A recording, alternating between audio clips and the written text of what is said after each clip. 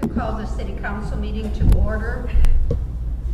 Julie, would you please come forward?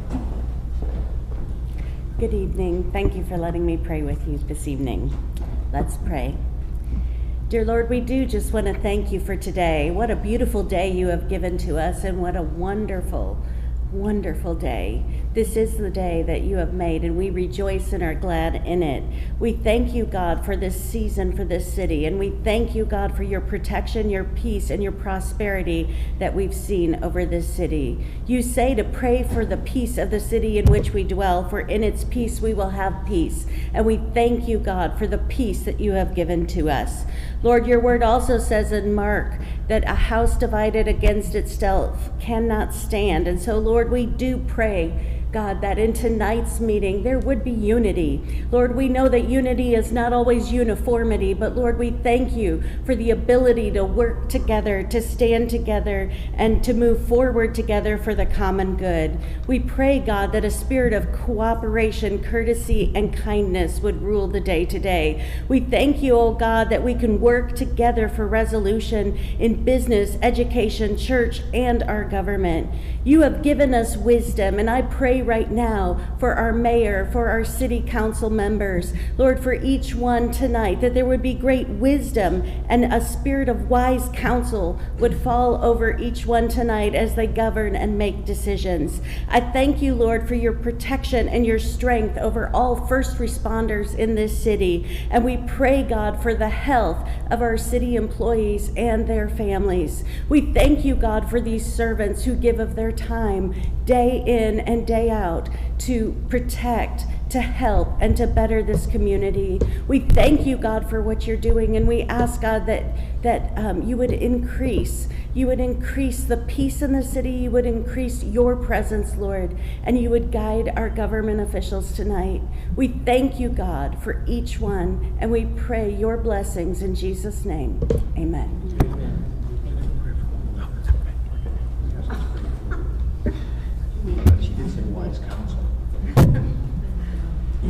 Nina, would you please do the roll call? Are we doing the pledge? Oh, sorry, guys. We have to stand for the pledge. Dan Snarky remarked it. I threw her off.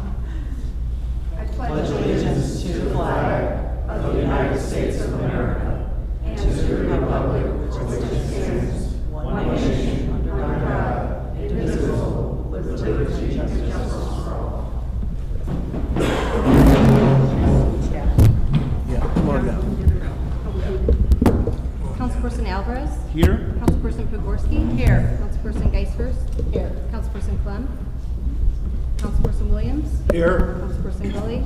Here. Councilperson Zilli? Here. We have the approval of the minutes. We have December still outstanding. So I didn't upload the other ones yet. Okay. We'll just table them. Or they were tabled. Let's just table them till next month and Okay. get back to them. And we'll catch up. I think we have another one and then these, so. Okay. Okay. It'll stay tables. Okay. We have communications and correspondence from the mayor. I have none. We have the clerk treasurer's report. We're almost operational at City Hall. That's good. And that's been a lot. That's all I have. Yep, you should have been here yesterday. 10,000 boxes. We have reports of standing committees. I'm going to start with Randy because he has to leave, so we'll start. Oh, yes. Standing committee. Standing committees. The ordinance committee did meet, Madam Mayor, today at 5 o'clock. On the agenda were several items. The mobile food vendor ordinance, which we've spent some time with, will be presented in the first reading tonight. It's on the agenda. We also have a second reading, which is use fees. There will be one word added to that to include equipment and supplies. So we actually have to amend that first reading, which I don't see that to be a problem. Mr. Whitten? No. Okay. We have continued discussion going on with our trash fees. Randy's going to be providing some additional information at our next meeting. And we also took up a discussion on what we're calling puppy mills and whether or not we need some type of ordinance that restricts the source of those puppies at particular retail sites. So that's an ongoing discussion. And just a note, we are not meeting, the ordinance committee will not meet in June. We are having a open house for our new city hall during the time we normally meet, so we will meet in July. Thank you, ma'am. That's all I have. Thank you, Scott. Deb, do you have a budget report? No. Okay. So we have reports of city officials. Randy?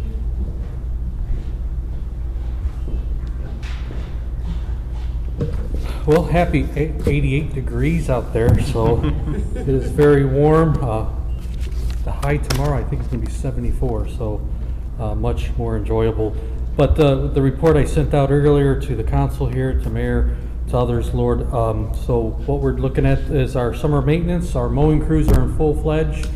It seems like there's a lot of people bringing us grass clippings down at the street department, so it is very in full throttle there. I want to just remind everyone about our department hours Monday through Friday from 7 a.m. to 3 p.m. regular, and then we have the extended hours on Saturdays from 10 a.m. to 2 p.m. Also, we have our compost site.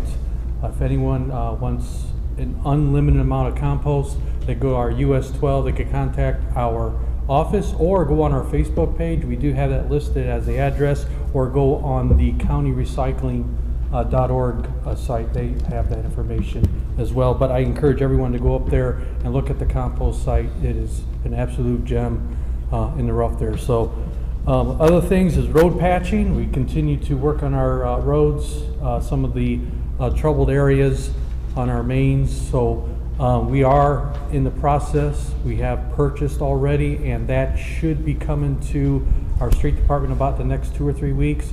It's a different type of machine called the Total Patcher. It'll fix the roads a little bit better than what our cold patch or hot patch is doing. So we should see better results in that.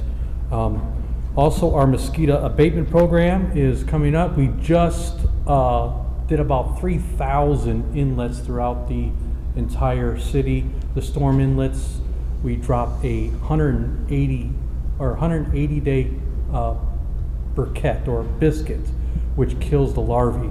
So that's been treated.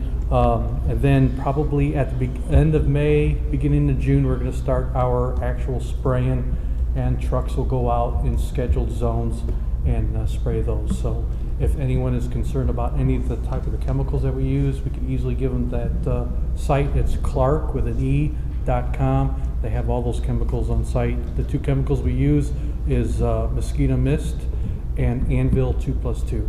So if anyone's interested in that, they're very safe chemicals.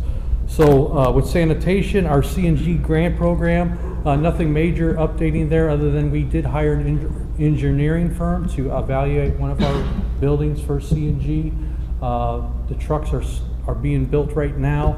We are still in the process of getting the NOFA grant, which is an 80-20 match. The current match that we have is from the Volkswagen, and that's a 20-80 match. I've talked to Indiana Clean Cities. There are some funds still available within the Volkswagen grant, which we are going to pursue in our next round. So those grants are available. Other municipalities weren't able to fulfill their obligations to it, so that those funds went back into there, and now they are going to be allocated out. So other than that, our recycling program is still in suspension with Republic Services, and we're still auditing. We're still finding cans. I give you a total. Last year we confiscated about a little over 600. So far this year we've confiscated about 45. So we're still auditing into the summer months. We'll vamp it up. So I'd just like to thank all the council members for just allowing MVH to purchase some equipment through those. So the employees from the street department give thanks to you guys. So any questions? Randy, I have a question on the Volkswagen grant. Do you only purchase vehicles with that, or can you purchase like the mobile gas, the CNG tanks to fill your tanks? I could ask Ryan Lissick about that. I will ask him, but I'm not familiar with what we purchase is through the CNG. So, but with that particular question, I will relay that to him and see what kind of other forms of funding, other equipment is available through the Volkswagen grant. So. Actually, I had a question, Superintendent Reeder, about the mosquito program. Is the spraying program done at night or during the day? It's done at night, right when it becomes dark, dusk. We spray about 2 to 3 hours into the night. So, and then we spray Monday through Thursday subdivisions, and then what we do on Friday nights is spray the parks and the trailheads system. So, thank you, sir. Randy, just for comparison, since we're talking about the CNGs, what do you know about what the fuel cost is for that right now compared to diesel? well, a equivalent CNG gallon compressed natural gas is, I think, is about 79 cents compared to the going rate of diesel right now. So, Yeah, about $5. Huge. Just to let people know why we're pursuing that. yes. Well, also because it's cleaner. Yeah. You know, we just did a gas house emissions study for the city, the greenhouse gases, so we're still working with that group on some climate change issues, so it's clean burning. When we did the tour, they put the dipstick down in the oil after they had driven those many miles, and the oil was as clean as it was when it first went in. It's like, The carbon on a diesel molecule is about 14, and the carbon molecule on CNG is about 2. So,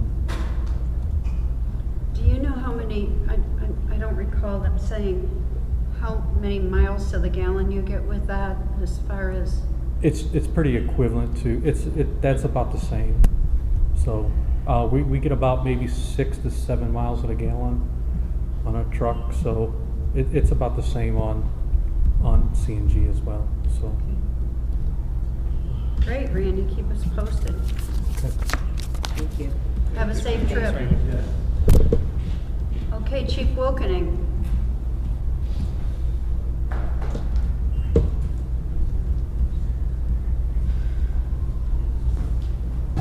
Good evening, everyone. Evening.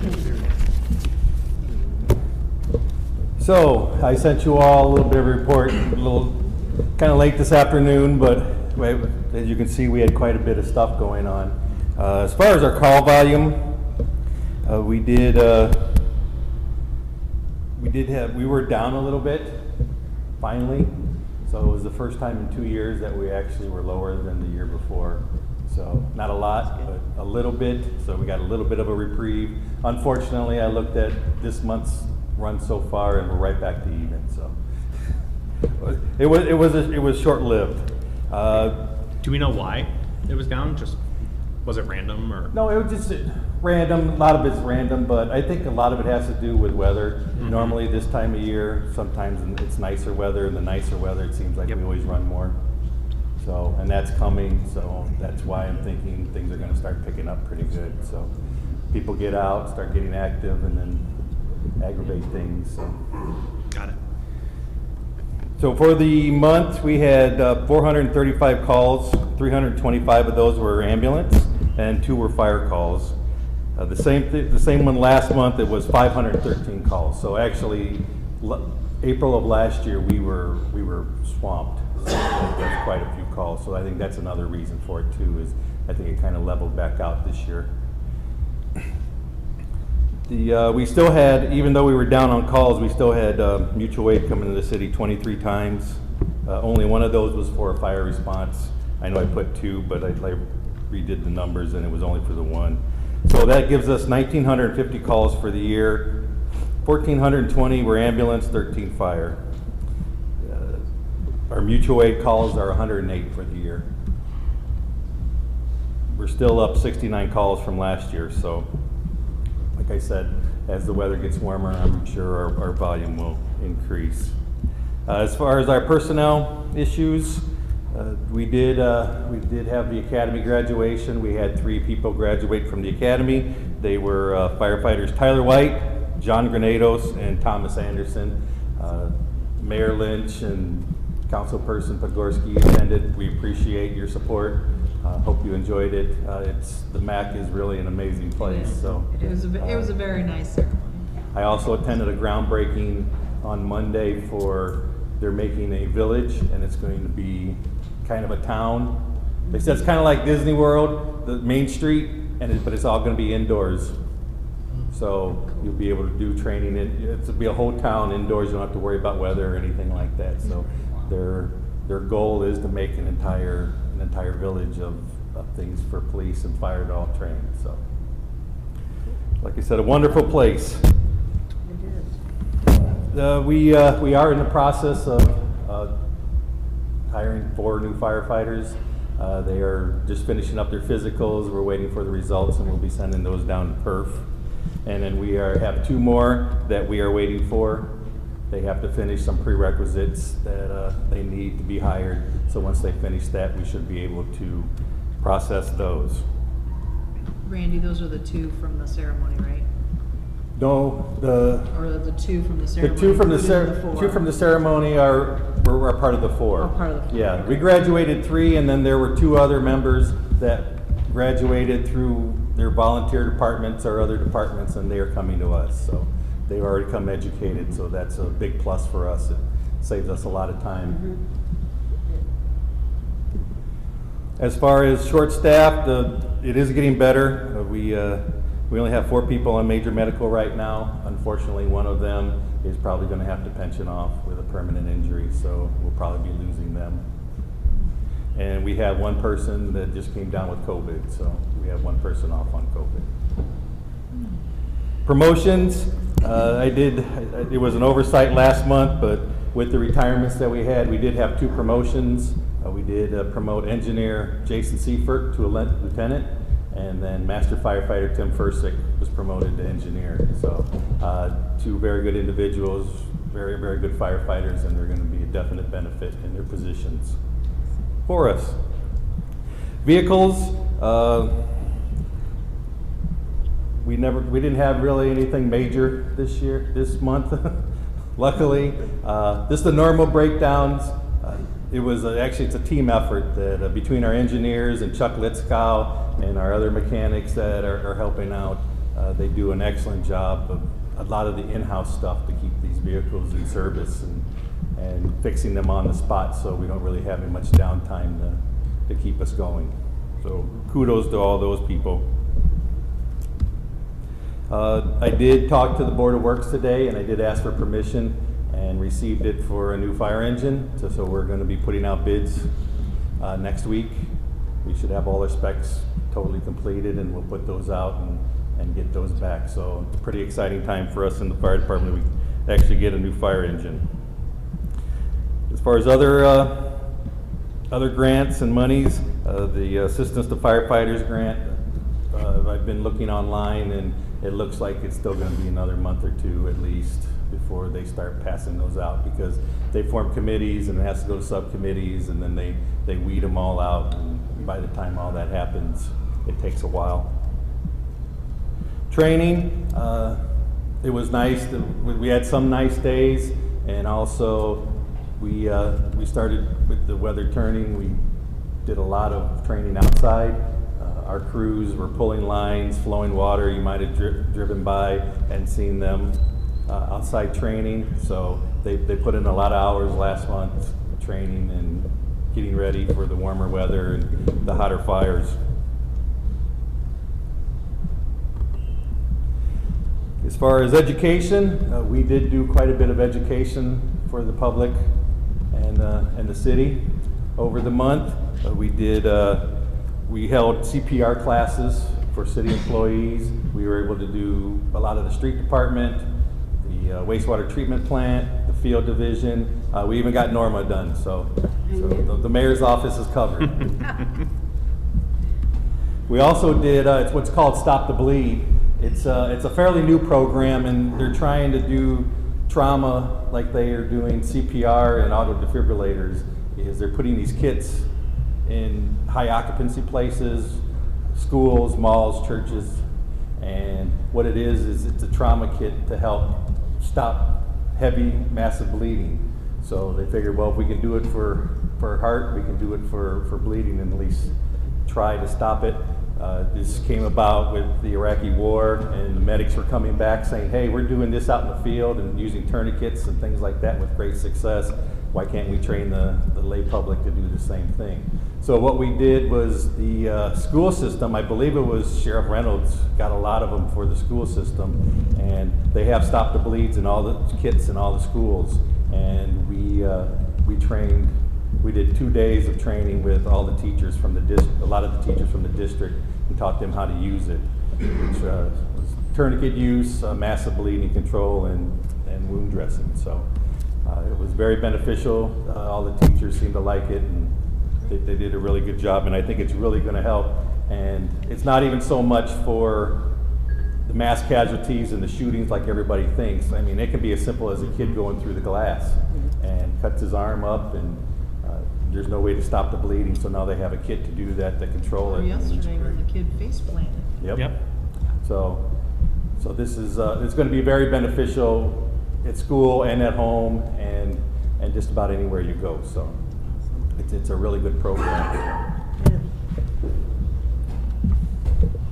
We are getting more involved in the community now that it's getting warm, and we're getting more requests. Usually the end of the school year is a busy time. All the teachers like to call us up, want to bring them over for school tours, or we go out to them.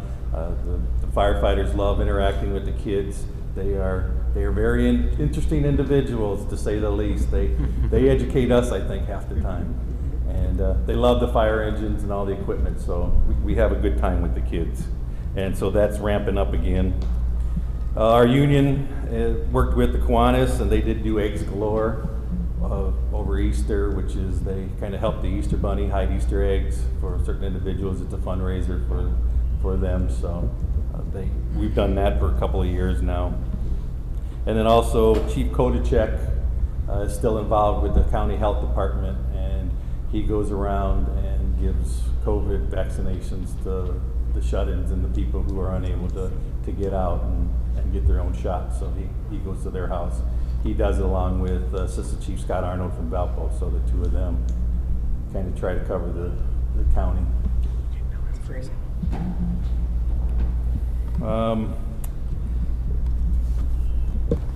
So this month, unfortunate, it marks the 25th anniversary of our one and only line of duty death. Frank Gilbert died of his, on May 29th, 1997 from injuries he sustained in an ambulance crash that he was involved with in the previous October. So this will be the 25th anniversary. We are planning, we don't have all the details finished yet, but we are planning to do something either at the park or at the Calvary Cemetery where he's buried, and to have some kind of remembrance.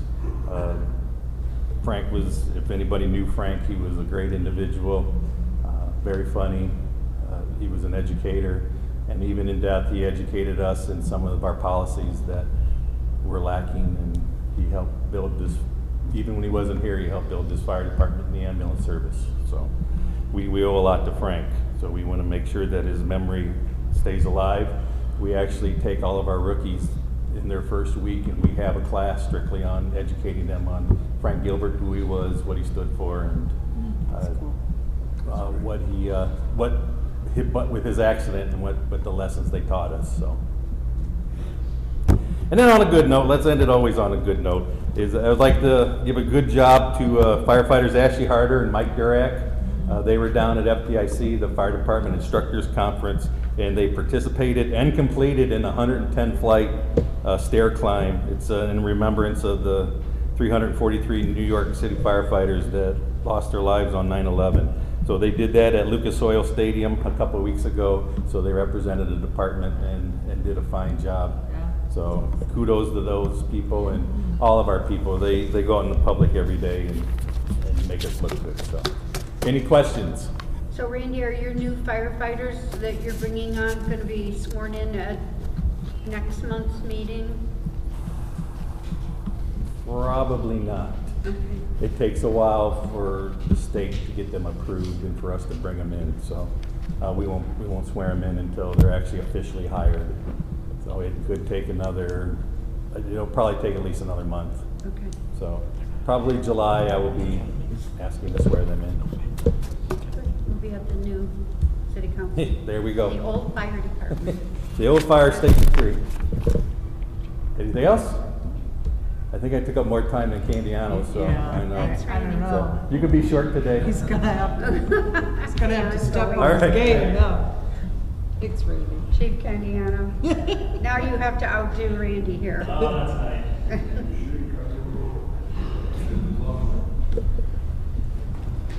We'll let him have his moment in the sun every once in a while. So. Bear with me because I was headed to the office to get my sheet that I could actually read, and it's a little crazy out there today, so I'm trying to read off the phone here, so bear with me here. But Did you want this? oh yeah, you know what? I'm good. Well, then if I mess up, I can just blame it on the phone. So our total incidents for April were 2,838. That's about 94.6 a day. So far this year, we are at year-to-date incidents 11,860. So last year we were at 11,244. So that puts us at about 616 calls for the year.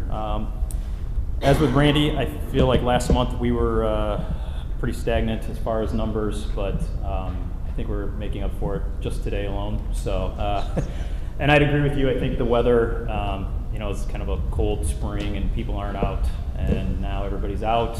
Lots of traffic out there.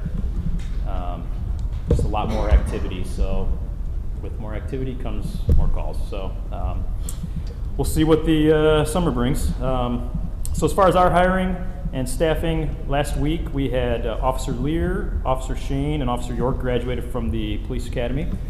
So pretty excited about that. Officer Lear is back on the road. He was by himself doing solo patrol before he went to the academy, so he's gone right back onto his crew. And the other 2 officers are working their way through their field training programs. So hopefully we'll have them out in a couple months. We still have an officer that is soon to be hired. We're just still waiting for him to go through perf, and then he will be hired. So, in addition to that, we've still got 2 officers that are out with some long-term workman's comp with some injuries they sustained. So, all right, going along to community engagement, which with the warmer weather coming, we're getting a chance to be out there more and doing things. So, I'm pretty excited about some of the stuff we did last month. We did Coffee with a Cop at 2 different locations. We did one in Portage. We did one in Valparaiso. So we work with the Substance Abuse Council on that, so they go to different locations throughout the county. It's kind of nice to, not only work in your own community, but partner with the other agencies and be able to get out and about and hear from residents in different places. So we did that. We did Goggles and Carts at various Porter County schools. You guys know what that is, or familiar with that? Essentially, it's a program, you put high school kids in carts with goggles that kind of simulate impaired driving. It's kind of a program that usually they run before prom to get you the idea of, to deter you from drinking and driving around prom season. So we had several officers that participated in that again and went around the county, so it's nice to be involved in that. We participated in the Autism Action Coalition meeting that was at Portage High School, where some items were handed out to families that have autistic children at home, so it's something we've been working on for a while with the county, so pretty excited about that. We did a Stand Up for Kids event at the Portage Police Department. All kinds of different agencies were there, talked about child abuse, things to look for, warning signs, all the different programs that are out there that are available for the kids. I know the fire department was there with us on that one, the YMCA, schools, bunch of different programs. Debbie was there. I believe actually you guys hosted it, so the Exchange Club put it on. Thank you. Yeah. So we just housed it, but they actually Yeah, hosted it. So it was great event. And I tell you what, information like that or events like that are so good because there's a lot of programs out there that I think people don't know about, and sometimes it's hard to get the word out. So it's nice to have groups like that then you can see what various outlets there are to help out. So We also did participate in the YMCA's Healthy Kids event, and we also attended the groundbreaking ceremony at the MAC. So not too bad of a month for our community engagement. And then lastly, we made a donation to the Portage Food Bank for $695 that was donated by the officers. So pretty excited to do that and give back. Our annual memorial service that was canceled due to COVID the last 2 years is back on, and that will be on May 16th at Founders Square at 1 p.m. So I know that's right in the middle of the day, so it's hard for everybody to attend, but we would like anybody that is able to come by, hang out. We're gonna do a cookout afterward, so yeah, the ceremony is usually, I think that's what you're gonna ask. It's usually about 45 minutes or so, and then like I said, we'll be doing a cookout, so we may still be there, I'm not sure. So, but again, if anybody's able and would like to come on by, we'd love to see you there. So, haven't gotten a chance to talk to you all since the last meeting when the funds were dispersed. Just wanted to say thank you for the decisions that you made. I know there was a lot of correspondence back and forth through email that I had with you all, but I know it was a tough decision, what was made so far, but real shot in the arm for us. We've already started looking into securing some of those needs that we have. So I said I didn't get a chance to publicly thank you all, but I know on behalf of myself and the department, we appreciate all that that's going to do for us. And then lastly, just going along with the recognition, I'm just pretty excited about the stuff we were able to do out in the community this month. It's kind of one of our goals when we took over 2 years ago was to get out and do a lot more community stuff. And obviously with the things that have happened the last couple of years, a lot of that's been stifled. So, you know, the officers that are doing this are volunteering. They're going out on their, extra duty time. They're out there interacting with the community in ways that are not just us showing up at calls and doing things like that. They get to see us in a different light. We get to see the community in a different light. So just want to thank all of them that have been volunteering and going out there and doing that. And we hope to continue to do that throughout the summer. So, anybody that's watching, if you have any events that you're interested in us coming by, give us a call and maybe we can work something out. So that's all I got. Questions? You guys, as well as the fire department, you forgot that you also participated in the business night. Yes. Which was great. Yes, guys had thank booths you. at the business night, which was good for the kids and the It's a good thing when you're robotic doing. team and. It's a good thing when you're doing enough stuff that you can't remember them all when it comes to the Right. meeting. So Right. that helps. So That was good. all right. Thank you. Thank you. Thanks, Mike. AJ? AJ's been a busy guy. We've got a lot going on. I don't think he's been busy enough. Just need to add more. Thanks, man. Good evening. It's great to see everybody. Hope you all received a copy of the department report for April. Just really wanted to update a couple things and really just open myself up for questions if you have any. Earlier today, we did hold a special meeting of the Redevelopment Commission. We did award the project for the Marquette Greenway Trail between Deer Trail Park and the town of Burns Harbor. The Gary Up Construction was the contract winner, our bid winner on that work. We'll be hosting a pre-construction meeting on May 26th and would expect construction to begin in June. We also approved, or the Redevelopment Commission approved earlier today, the resurface of the Hannes Hope Playground to a contractor, I believe out of Connecticut. We will reach out to them, coordinate a pre-construction meeting and have more information to share in the future regarding when they will begin work. A couple of very exciting things there.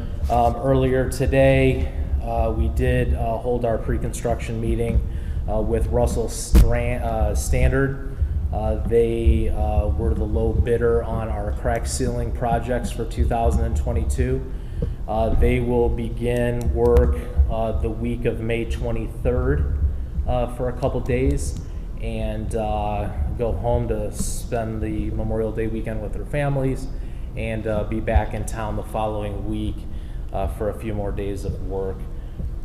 And we'll do everything we can to get everybody up to speed on that. It's going to be it's a sort of rolling construction, so we're not closing roads or anything like that. So it's just going to require some patience. And there's 2 seasons, right? Winter and construction. The Willow Creek Road bypass project, it continues. We did receive word that the current project manager with the contractor is leaving, and we're holding our next meeting to meet the new project manager for that project. With that said, it's going according to schedule. I really would ask folks to slow down in construction zones. You might be in a hurry, but those folks want to go home at night. So please slow down, have some courtesy. I've had some personal experiences with people out on the road, and I can imagine what the contractor does when they're out there 8, 10, 12 hours a day. For the most part, though, we believe that most people are doing okay, and I appreciate Chief Candiano and his team for getting out there, having a bit of a presence out there, and reminding people that slow down a little bit. Really, the 5-page report speaks for itself. So, if there's any questions. Is the Gary Up project, their involvement, is it mainly the bridge and the approaches to the bridge, or is it,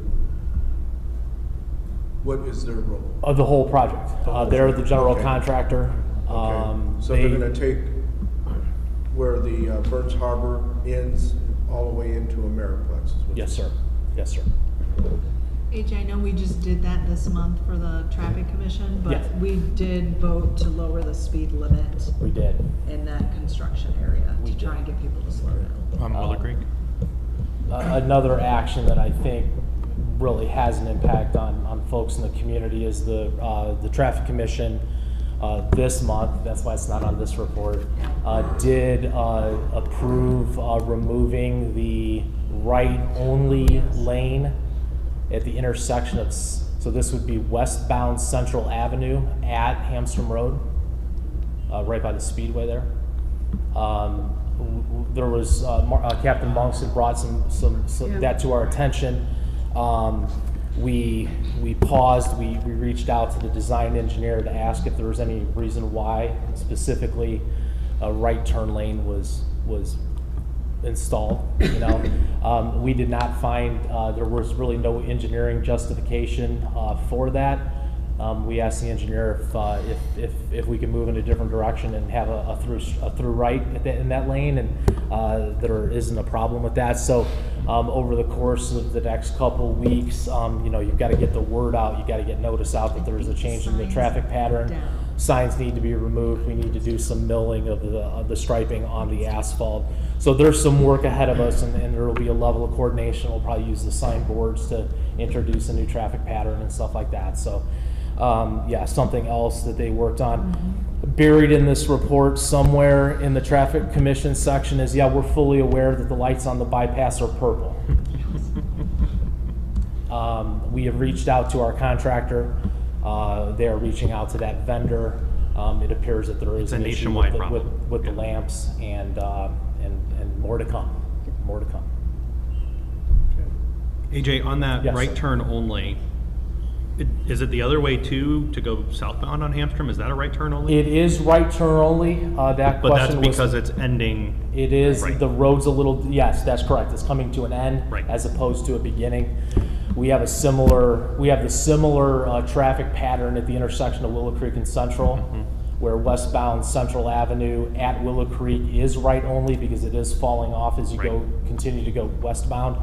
And then if you're eastbound on Central at Willow Creek, it's a through right because Central Avenue widens to a 5-lane section there. So it made sense. Makes sense. AJ, do you want to just explain over the weekend, what Gary Up did with the west side of the building? So a lot of people have asked me what was going on there. Yeah, as you know, the west side of City Hall was the old driveway for the bays at Fire Station 1, Fire Station 3. It was different fire stations over the years. We did, and because, you know, we don't have just a whole bunch of extra parking at City Hall.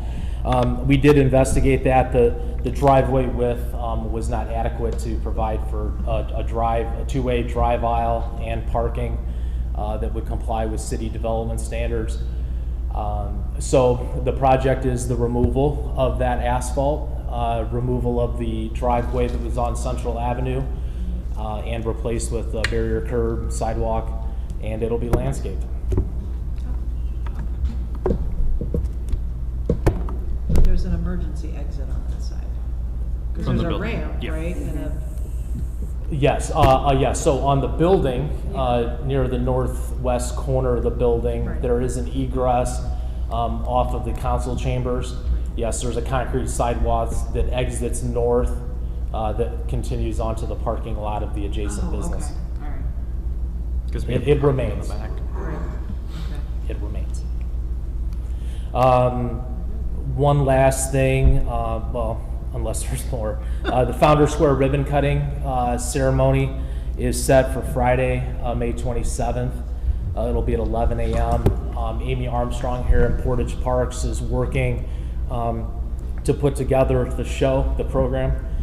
So I would really hope if you can make it in your busy days to stop by and celebrate what I know is going to be a very exciting summer, and sounds like busy summer for some of the first responders. But it's going to be a great summer at Founder Square. Again, as you see, if you've been in that part of Portage, there's a lot of activity going on there. There's a lot of hustle going on. So if anybody's saying there's nothing going on, I'm not quite sure what you're saying. What time is it? Oh, 11:30? 11 a.m. Oh, we got the wrong time. AJ, can you, not letting you go, can you give us an update on the downtown parking lot and then the extra spaces at the police department? Yeah, absolutely. So Egoff Coates Construction has, well, they're continuing to work. They have poured sidewalks and done excavation work north of the plaza. So the drive that you come into the east side of the police station, the parking that's on the left nearest the fenced-in area of the PD is flipped and mirrored on the other side. So there's an additional, I think, it's 18 or 20 spaces will be added on the east side of the driveway that you come in off Central Avenue. Then north of the PD's yard, to the north, Egoff Coates Excavating is working on construction of a 47 car parking lot that will be located between the alley and Main Street, with everybody's intention to have it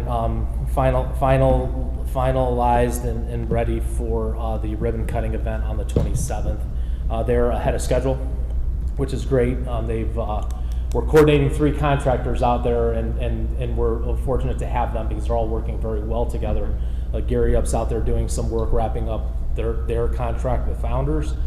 Egoff Coates is really hitting it hard on their project, and in the wings waiting is Allen's Landscaping to do the landscape project in that area. Thank you. You're welcome. That's looking really nice. Yeah, it's coming along. Thanks for doing the Hannah's Hope Playground. I know we've talked about that a few times. Exciting stuff, you know, really. You know that old adage about growing grass on a busy playground? Well, a busy playground can wear out a synthetic turf as well, or surface. You know, we're working closely with Mike Martinez and the folks at Hannah's Hope. We are coordinating a recognition plaque for all the folks who were involved in the Hannah's Hope Playground project. A little plaza area and a small bench as a recognition of you know, Hannah's dream and vision and everything that folks have done to help realize that. So that'll be a nice little addition to the park and memorialize a sweet person and you know, and a wonderful support in the community over the past, you know, 10+ years. AJ, how long did they say it would take to reinstall that new flooring? Don't know yet. We just awarded the contract today. We'll reach out to the contractor to get a better understanding. Again, this is specialty work. They're coming in from quite a distance. We, of course, we're going to do everything possible to get the work done, demo, new surface installed, but it could take some time to do that work. Again, as soon as we know more about what that really looks like, we will make sure that everyone knows. I'd be interested. I know we talked about the old one. Interested in the warranty information on how long they think it should last. Yeah, the redevelopment commission and the product that they decided to move forward with today earlier comes with a 10-year warranty. Is it rubber? It is. Is it rubber? It's a similar surface to what's out there now. A little different chemical mix on it that went from the lesser of the two products was a 7-year warranty, and then the one that the redevelopment commission decided to go with came with a 10-year warranty. And we're going to reach out is now that we have the conversation, and this has been a topic of question of many of the redevelopment commission members. They want to know what all the steps that can be taken to extend the life of that as long as possible. But in fairness to the first surface, it isn't. Most of the surface is in good shape. It's the wear areas. And if you're just familiar with a mulch playground here at Woodland Park or anywhere else, well, the mulch where it really rubs is underneath the swing set. Well, it's the same thing there. If you run in a circle long enough, you're going to wear a track. We see how our dogs act along the fence line. So, not to compare our kids to dogs, but point being, though, you wear out those areas. And so really a lot of the surface held up very well, but it was just these busier parts of the playground that just saw pretty rapid deterioration. And how would that work for repairs? Because now we just have the supplies and we have to trust our people to. That's one of the things we're going to ask is maybe taking the extra step to have that installing professional come on to make repairs as opposed to doing it ourselves. Maybe money well spent. Being a little more aware, very similar to the pavement we propose to maintain across the city. It's the same thing, right? If we're on it earlier and sooner, we crack seal. That's better for the road, right? So the same approach with the playground. Thanks, AJ. You're welcome. Thanks, AJ. You're welcome. Thank you. Thank you. Appreciate it. Paul? He's patiently waiting back there.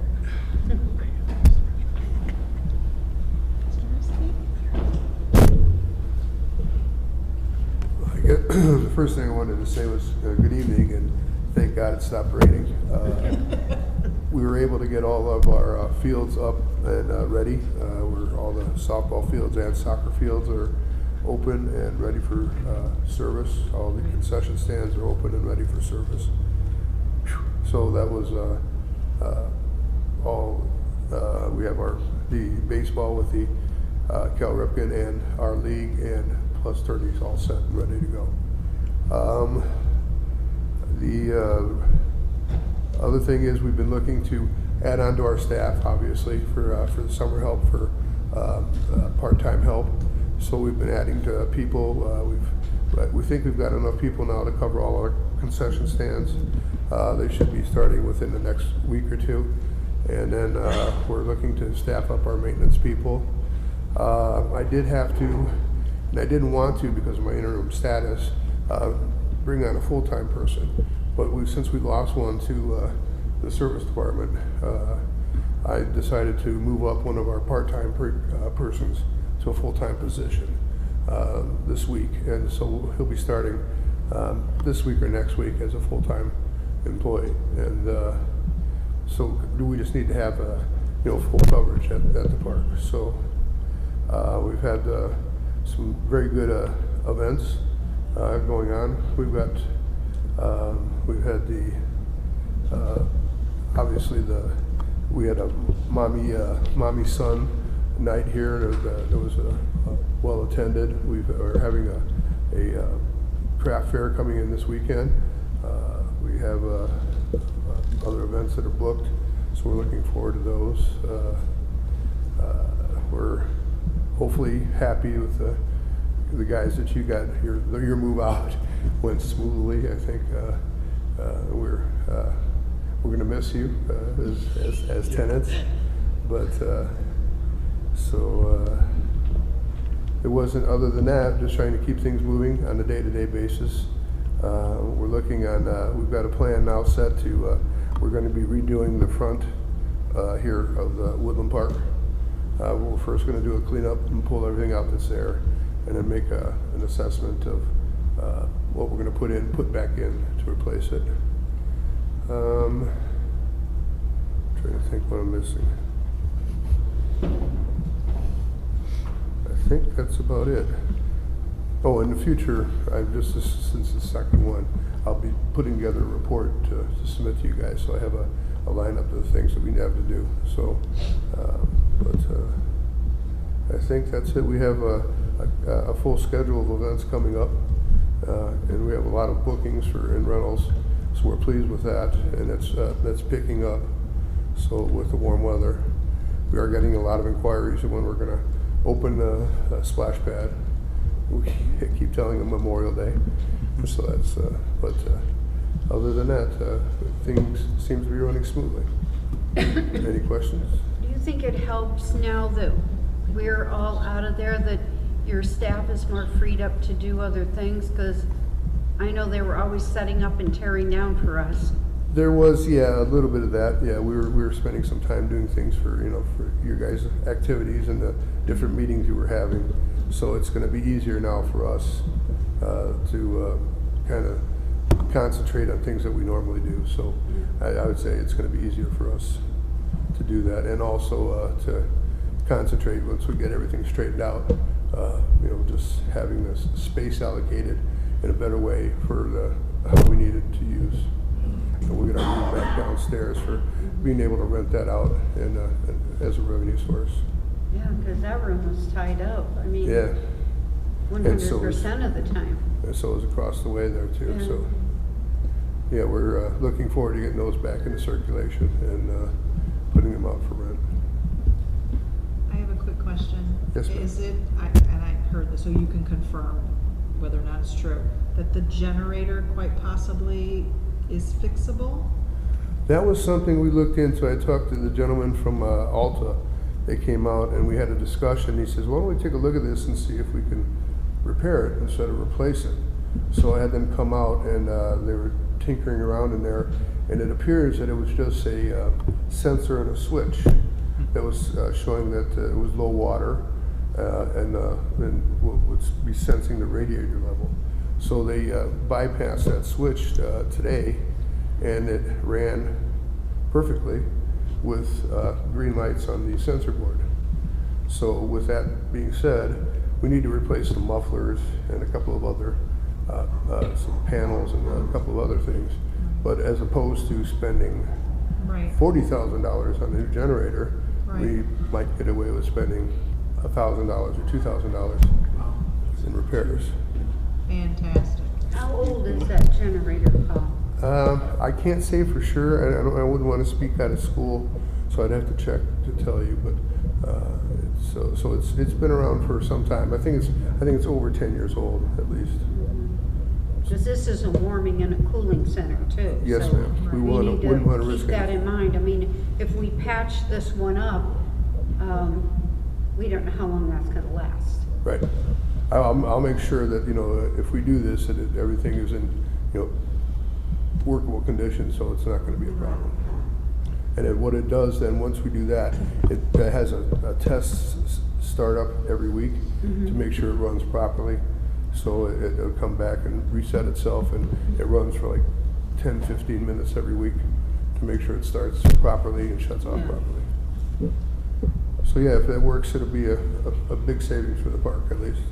It will. Yeah. I just worry that it's That you old can and- use for something else. Yes, but if it doesn't prove to be, Then- we'll go back and get it replaced as needed. Thank you. Any Doing a other really questions? great job. We notice it. Excuse me? I said you're doing a great job. Thank you, Debbie, I Notice appreciate that. Yep. Things done. All right. And I just want to thank the parks for hosting us for 6.5 years. Yeah. It was our pleasure, you're great Yep. tenants. And we only had a couple of wild parties we had to No one, I think only the mayor is the only person up here that's ever had a meeting at City Hall. None of us have been able to meet at City Hall in our time in office. So we thank the park for hosting us and for setting up all these meetings each and almost every other day. There's a meeting, so thank you all, and thank you to all the Multiple maintenance meetings, staff. yeah. And Multiple meetings. We've had meetings all day, you know, we have meetings in the bar area, and it's like, it's really nice when you tell somebody that you're going to have a meeting with them and meet us up in the bar area. So we're happy. But there's to nothing have to our serve, city- so. Clarify that, yeah. But, yeah, you have 2 or 3 meetings a day, yeah, but Yeah. it's been our pleasure and to And the help staff serve. has always been very accommodating. Mhm. They've You've always been great. Thank you. Thank you. Thanks, Paul. Thank you, Paul. Did I miss anybody? If not, there is no unfinished business. We will move on to new business introduction and adoption of ordinances. Right, the first one we have on the agenda is Resolution 22-3, authorizing the issuance of bonds. I'll quickly read this, and then Dan, I'm gonna defer to you to explain what this is. So, Resolution number 22-3, Common Council of the City of Portage, Indiana, a resolution of the City of Portage Common Council approving issuance of bonds, whereas the Portage Redevelopment Commission has determined to issue bonds pursuant to a bond resolution adopted on February 24th, 2022, designated as its redevelopment district tax increment refunding revenue bonds of 2022 to be completed with the year in which it was issued in the principal amount not to exceed $4,600,000 for the purpose of procuring funds to be applied to the cost of the current refunding of the city's economic development revenue bond series 2013 Fronius project, funding a debt service reserve, incidental expenses incurred in connection with the refunding of the refunded bonds, and costs associated with the issuance of the bonds, and whereas the debt service on the bonds shall be payable solely from the tax increment collected in the allocation area on a parity with the parity bonds and senior to the junior bonds, each as defined in the bond resolution, and whereas pursuant to IC 36-7-14-25.1C, the public purpose of the bonds is to finance the refunding of the refunded bonds to achieve a savings, which savings will be issued in one or more of the following ways. A, to fund a debt service reserve for the bonds if necessary, or B, reduce the amount of tax increment needed annually to pay debt service on the bonds, all pursuant to IC 5-1-5-18B. Whereas the Commission is required by IC 36-7-14-25.1P to seek the approval of the issuance of the bonds by the Common Council. Now therefore it be resolved by the Common Council of the City of Portage, Indiana, that Section 1, the Common Council hereby approves the issuance of bonds in an aggregate principal amount not to exceed $4.6 million, with a term ending no later than January 15th, 2034, and a maximum interest rate of 5% per annum. Section 2, the bonds shall be issued in denominations of $5,000 and integral multiples thereof, if sold to a sophisticated investor, may be issued in minimum denominations of 100,000 and integral multiples of 5,000 thereafter. It shall be payable upon presentation at the office of the paying agent as defined in the bond resolution, or at the principal corporate trust office of any successor paying agent appointed under the bond resolution. Section 3, the bonds are redeemable at the option of the Commission, but no later than 10 years after their date of issuance, on 30 days' notice, in whole or in part, in the order of maturity as determined by the Commission, and by lot within maturities at face value, with no premium plus accrued interest to the date fixed for redemption. The exact redemption features shall be determined by the Clerk Treasurer with the advice of the City's municipal advisor. The bonds are subject to mandatory sinking fund redemptions as determined upon the sale of the bonds. Let the record reflect this has been read in full. Motion to adopt. Second. We have motion and second. Is there any discussion? So as the bonds, as this resolution speaks on its face, so the redevelopment commission made a determination it was time, or a good time to refinance its existing bonds. This is not something new. This is just refinancing current debt. I believe that the end numbers indicated that this refinance will save probably $100,000 to $118,000. I think was the end number. So, pursuant to state statute, you guys have to also approve this. The RDC has already done so, and we have a closing set tomorrow, hopefully. So to be clear, not new debt, just refinancing to save us some money at the RDC. We've done this before. Yeah. Do we have a motion and a second. We do. Is there any further discussion, any questions? If not, all in favor signify by saying aye. Aye. Motion carries. We Okay. have ordinance, Sorry. ordinance 2209. Ferdinand, could you take that one? Do you have it in front of you? Thank you, Mr. President.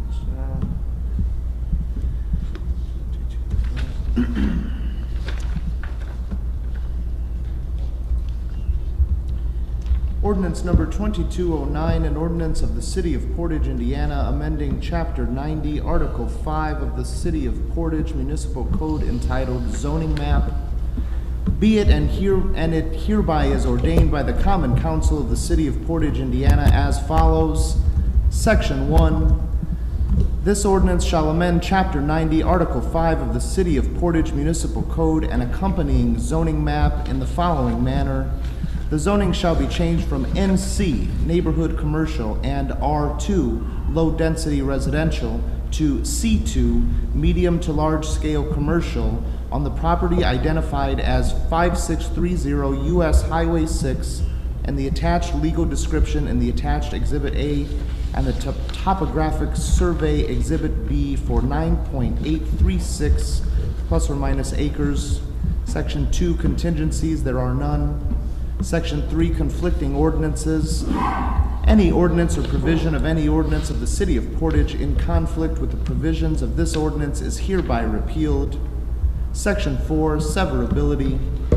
The invalidity of any section, clause, sentence, or provision of this ordinance shall not affect the validity of any other part of this ordinance, which can be given effect without such invalid part or parts. Section 5, effective date.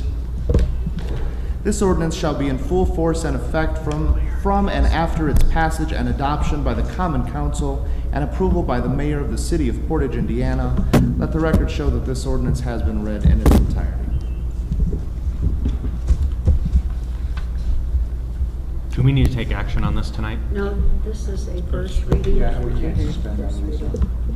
Just, can someone, I'm trying to figure out, it's hard to tell where exactly this is. It's the old Kelsey's property all the way to the creek. Ah, okay. Is that in your The old district? Kelsey's property Yes. all the way to the property line. Yeah, Swanson 6. That makes more sense. Has this gone before plan? Have they given a recommendation on it yet, or will they? Yes, they gave a recommendation. Yes. Do we have one?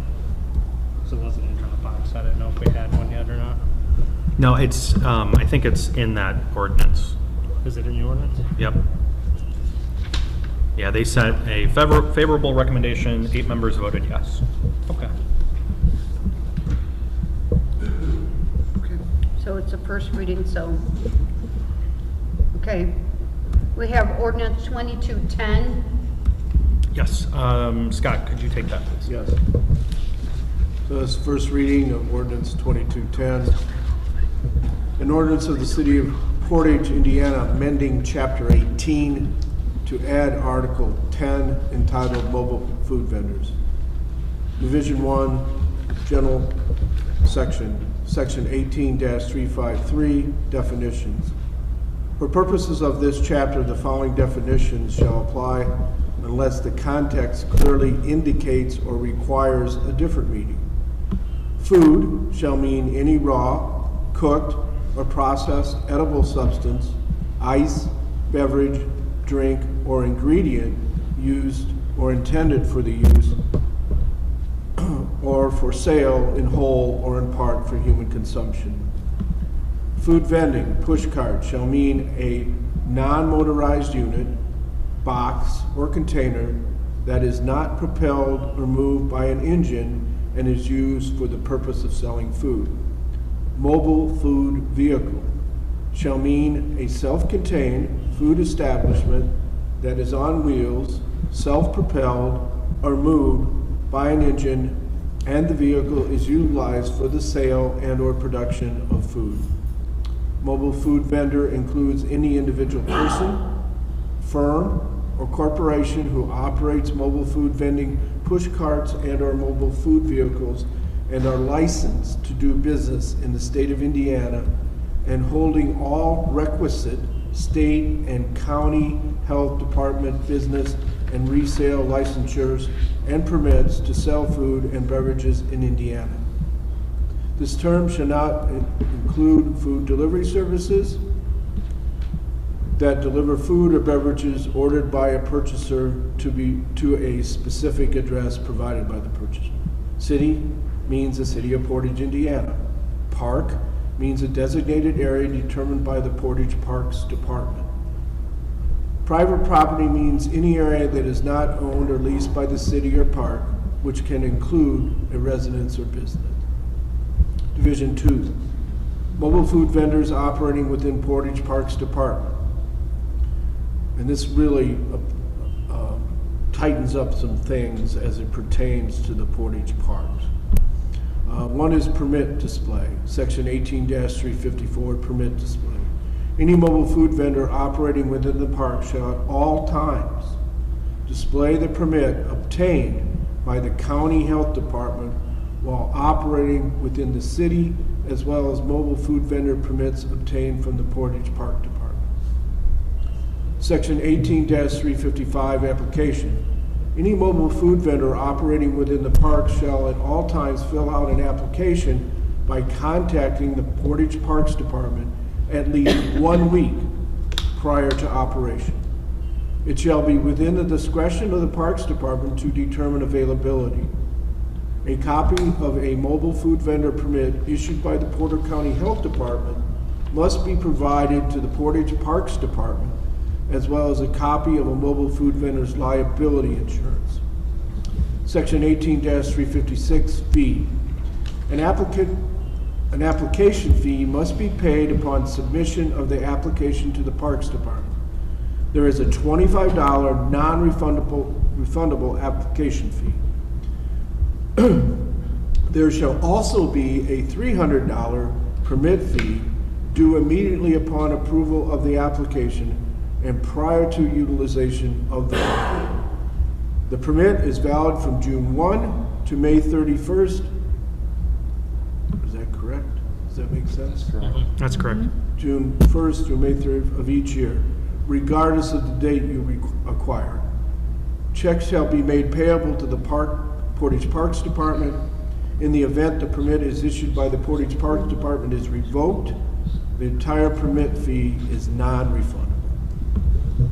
Section 18-357, investigation of an applicant. Upon receipt of any application for a permit under the provisions of this chapter, Portage Parks Department has the right to ask the Portage Police Department to investigate a mobile food vendor's criminal history and or code enforcement history as it deems necessary for the protection of the public good, welfare, and safety. If as a result of the investigation, the applicant's history is found to be such as to endanger or be detrimental to the public, the permit shall be denied or, if issued, revoked by the Portage Parks Department. The $25 application fee shall also be forfeited as a result of any permit being revoked based on a criminal investigation. Section 18-358, location restriction. Where a mobile food vendor seeks to operate in a right-of-way, the vendor shall not impede the use of the park's streets, entrances, or exits. No mobile food vendor shall operate within 200 feet of a special event occurring within the park, unless granted approval by the coordinator of the special event or an individual within the Portage Park Department that has express authority to grant such access. No mobile food vendors shall locate themselves in an area that would endanger safety and or property of the public or that of the park. Section 18-359, standard of conduct. Mobile food vendors shall comply with all local, state, and federal laws, regulations, and ordinances. Mobile food vendors are prohibited from using a device or machine to produce unreasonable amounts of sound or light, such as but not limited to bullhorns, strobe lights, and neon signs. Mobile food vendors are required to obey the commands of law enforcement and code enforcement officials. No mobile food vendor shall provide tables, seating, or any other dining arrangements unless otherwise approved by the Portage Parks Department. No mobile food vendor shall sell or otherwise provide alcoholic beverages. All mobile food vendors agree to clean up any trash from their operation before leaving the park. Indemnification, Section 18-360. Any mobile food vendor shall hereby hold harmless all Portage Park Department employees, law enforcement, code enforcement, fire department, and the city of Portage for any loss of stolen items, damaged items, theft, or any other act. Division 3, fire protection. All mobile food vendors shall be equipped with proper fire extinguishing equipment. Such equipment must be properly installed and maintained to the state of Indiana Fire Code or any city regulations. Division 4, enforcement. Any violation shall be enforced by code enforcement. The Portage Police Department or the City of Portage Fire Department can be prosecuted for any violation by the City of Portage. Division 5, penalties. Any individual, firm, or corporation convicted of any provisions of this chapter shall be fined in a sum not less than the amount set forth below. A separate offense shall be deemed committed upon each day during which a violation occurs or continues. First offense, $25. Second offense, $100. Third and any subsequent offense, $200. Let the record reflect that this ordinance has been read in its entirety.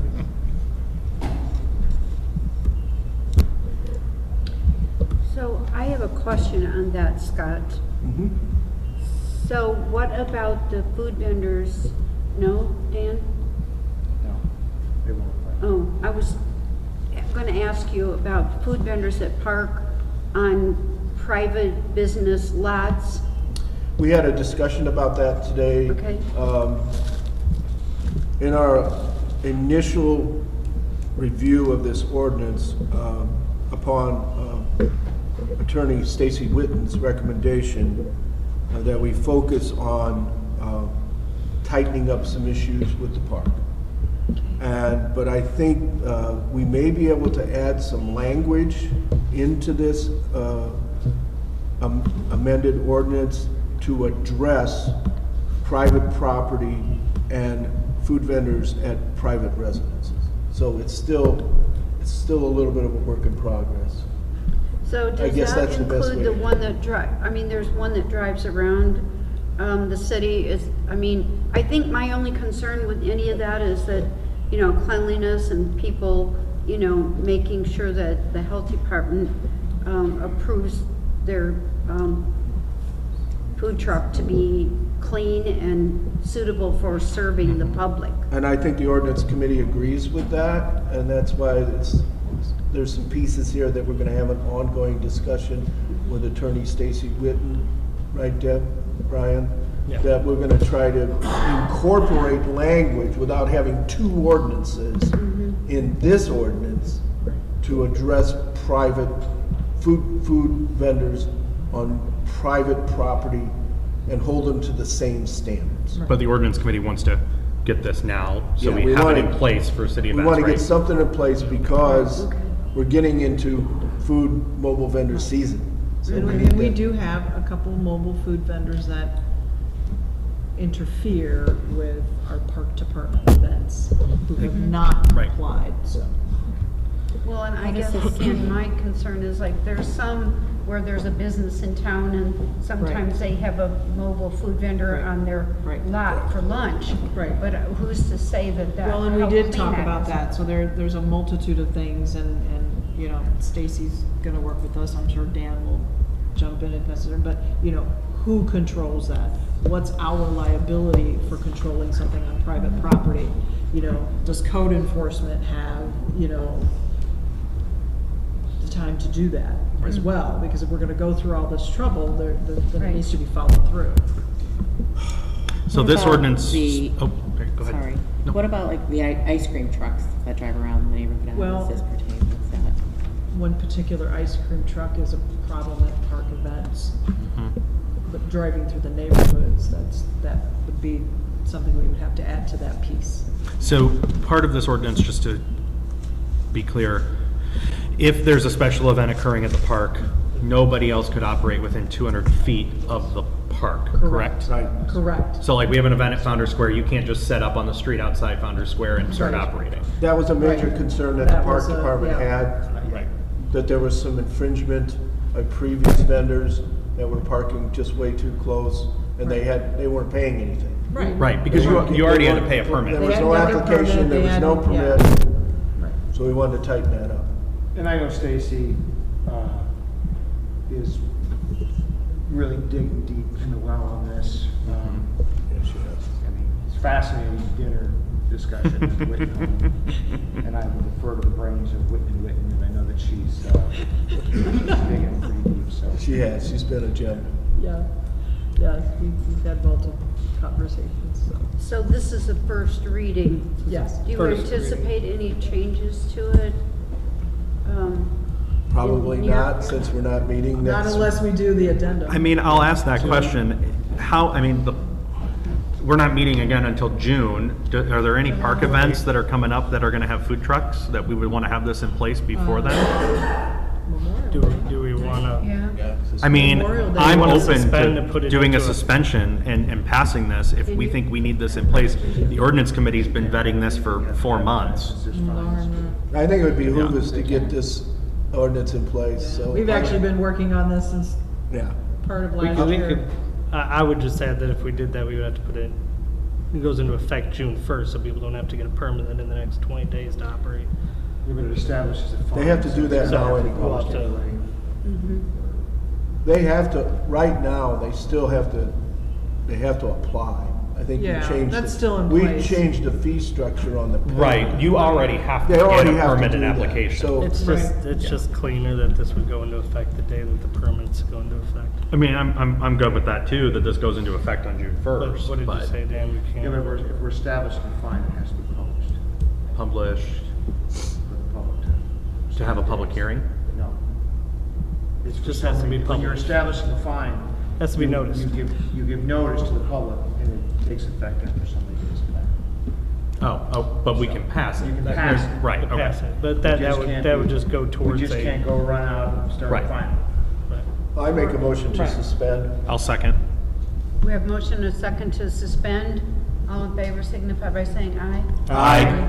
Motion to adopt. Second. We have motion and a second to adopt. Is there any further discussion? I do have one more question. Deb looks Fire away. No, Does this, all permits have to go through the park then? Anybody wanting a permit to operate a food truck in this city? No. No. This only, at this point, it only applies to food trucks that are on park property. Or city property, Or city Yeah, property. covers all city. Park or city property. but not private property, not driving around. We still have to address that, Mayor. right. Okay. And it is a concern. Yeah, I think for Paul, he'd like to be clear on Right. who do they go to? But this isn't changing anything the park's currently doing, right? They already have to get a permit and an application to operate a parking They lot. already have Right. to be approved by the county health department. Right. All those things. This fixes the area, so this takes care of the 200 feet, and then there's some penalties in place. Okay. Any other questions? If not, all in favor signify by saying aye. Aye. Okay. We have ordinance, I'm not sure if this, I've got 2203 annexation matters. Yep, that's this one. Well, because I'm looking up here at 2203. Ordinance 22-03, an ordinance of the City of Portage, Porter County, Indiana, annexing adjacent and contiguous territory, be it and it hereby is ordained by the Common Council of the City of Portage, Porter County, Indiana, as follows.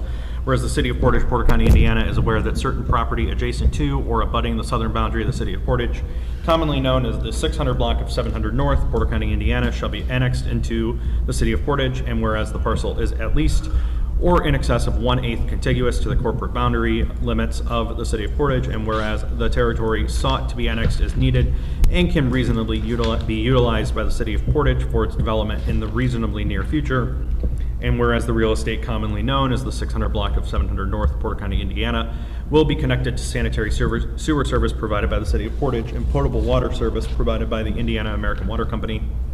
And whereas the city of Portage by resolution has adopted a written fiscal plan pursuant to IC 36-4-3-13 as amended with respect to this parcel of real estate, now therefore be it ordained by the Common Council of the city of Portage, Porter County, Indiana, Section 1, that the following described parcel of real estate be, and the same is hereby annexed to and declared part of the city of Portage, Porter County, Indiana, to wit, legal description, a parcel of land in the northwest corner of Section 35, Township 36 North, Range 7 west of the 2nd Principal Meridian in Porter County, Indiana, described as follows, beginning at the northeast corner of said northwest quarter, thence south 00 degrees, 50 minutes, 12 seconds east along the east line of said northwest quarter, and distance of 1125.20 feet, thence north 17 degrees, 3 minutes, 5 seconds west, 1,178.22 feet to the north line of said northwest quarter, thence south 89 degrees, 45 minutes, 52 seconds east along said north line, a distance of 329.06 feet, more or less to the point of beginning in Porter County, Indiana. Property address 700 North, Hobart, Indiana 46342, commonly known as 600 block of 700 North, Porter County, Indiana. Section 2, that the parcel of real estate sought to be annexed will be assigned to the City Council District 4 as a voting district in the city of Portage, pursuant to IC 36-4-3-4G as amended. Section 3, that the zoning district classification of said parcel of real estate is hereby determined to be R4 district, single-family residential, and the annexation agreement and all exhibits thereto shall hereby be made a part of this annexation ordinance. Section 4, be it further ordained that the municipal corporate boundaries of the city of Portage, Porter County, Indiana shall be, and the same are hereby declared to be extended so as to include all of the parcel of real estate hereinabove described as part of the city of Portage, Porter County, Indiana. Section 5, that this ordinance shall take effect and be in full force and effect from and after its passage, promulgation, and adoption by the Common Council of the city of Portage, and publication in conformance with applicable state law. Let the record reflect this has been read in full. Motion to adopt. Second. We have a motion and a second to adopt. Is there any discussion? I would like to say, speaking for the Plan Commission. You have to speak up. We can't hear I'm you. sorry, speaking for the Plan Commission, they are recommending that if this is annexed, that it would be R1 instead of R4. The zoning to the north of that property is R2, and zoning to the south of it is County RR. What was the reason for not recommending or accepting the R4? Just for the surrounding properties around it and keeping it R1. AJ, can you perhaps answer the primary differences between R1 and R4? Their biggest difference is density. That's what I thought. Okay. did you just I answered the question. I'm sorry. I was going to let AJ do it, but. Go ahead. And I'm sorry, I didn't hear you. Density. Okay. So just, and I'm not speaking for the developer, they're here with the council, but so the history was, of course, at one point they contemplated requesting PUD, coming forward with R2. The problem is that the R2 didn't have the density that would facilitate the development as proposed. R4 does. So just, I mean, whether you adopt this ordinance or not is up to you, but a couple of things.